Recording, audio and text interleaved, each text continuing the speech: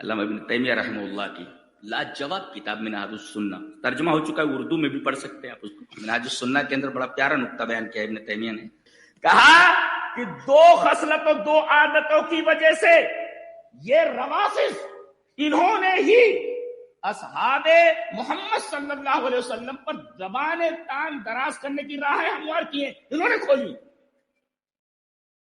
کہا کہ یہ یہود و نصارہ پر دو قدم آگے ہیں، یہ دو باتوں کی وجہ سے ان کے کاندھے پر بھی لات رکھ کر کے آگے نکل گئے ہیں۔ کیا کہ اگر یہود سے پوچھا جائے کہ تمہارے مذہب میں سب سے بہتر کون، کہیں گے موسیٰ علیہ السلام کے ساتھی، اور نصارہ سے پوچھا جائے تمہارے مذہب میں سب سے بہتر کون، حواری عیسیٰ علیہ السلام کے حواری۔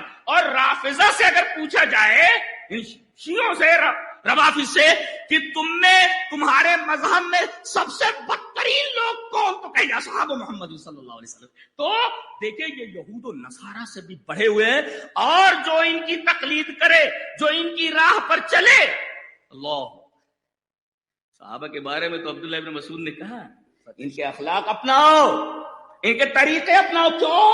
فَكَانُوا عَلَى الْهَدِيِ الْمُسْتَقِيمِ۔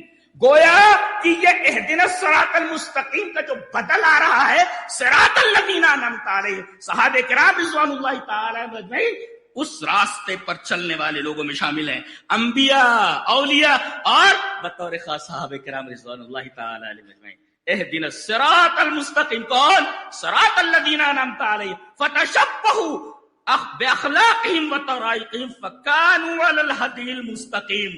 صراط مستقیم پر چلنے والے لوگ، ہدی مستقیم کے اوپر صحابہ کرام رضوان اللہ تعالی